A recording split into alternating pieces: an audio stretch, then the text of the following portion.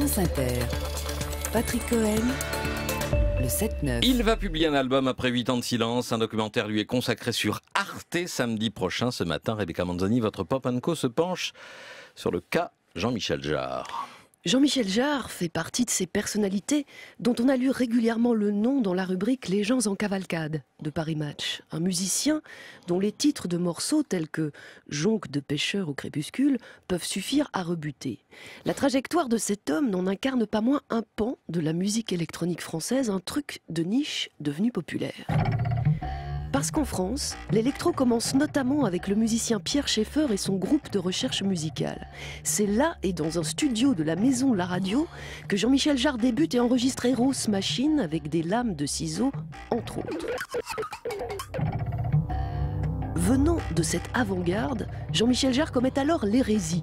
Il participe à des albums de chanteurs populaires et néanmoins magnifiques tels que Christophe. Les paroles de Paradis perdu et des mots bleus, par exemple, c'est lui.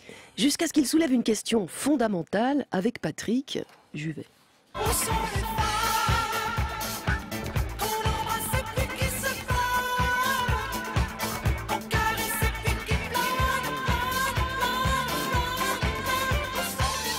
Jean-Michel Jarre deviendrait alors Jean-Mimi, sauf qu'il instille des expériences menées au groupe de recherche musicale dans la disco de Juvet. Il met des bouts de batterie en boucle, veut pousser plus avant le côté expérimental, mais Juvet dit non.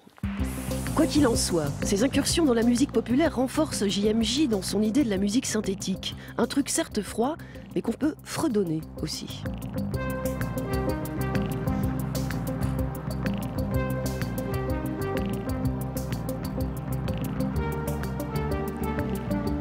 Ce morceau, Oxygène, sort en 76. Jarre n'est pas le premier à faire des mélodies avec les machines, mais il transforme l'essai. Il vend 18 millions de l'album Oxygène. Pourtant, 40 minutes de musique strictement instrumentale avec des morceaux qui portent tous le même titre.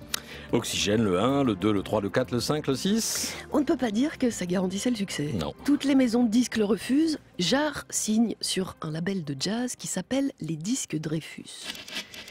Si aujourd'hui le grand journal Troisième Époque choisit le DJ The Avener pour son générique dans les années 80, celle de Canal Ancienne Époque, c'est Jean-Michel Jarre la modernité.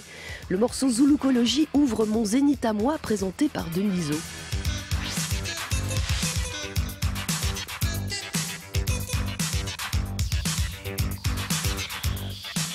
Une fois de plus, Jarre n'est pas le premier. Le musicien Herbie Hancock a sorti un disque avec ce genre de sonorité un an plus tôt. Mais la plus belle intuition du gars, c'est pour les concerts. Alors que la musique électronique semble peu adaptée au spectacle, il en conçoit des sons et lumières avec la fameuse harpe laser. Ça tombe bien, la culture voit grand dans les années 80, les zéniths poussent partout, on construit le palais omnisport de Bercy avec ses 18 000 places, mais Jarre explose tout dès 79. Avec son premier show Place de la Concorde, il attire 1 million de personnes. C'était un 14 juillet. D'une certaine façon, avec Jean-Michel Jarre, l'électro s'institutionnalise. Un groupe comme Métronomie le reprend aujourd'hui et la fine fleur de l'électro le rejoint sur son prochain album. Vous écoutez présentement sa collaboration avec Geza Felstein. En France, JMJ a habitué nos oreilles à la musique électronique. Il n'est donc pas pour rien dans le succès d'un défilé comme la Technoparade. La Technoparade, c'est samedi et pour monter sur les chars, pas besoin de harpe laser, un sabre en alu avec un rouleau de sopalin pour fourreau fera très bien l'affaire. Mais voyons, merci Rebecca Manzoni et à demain pour une nouveauté musicale. Wow.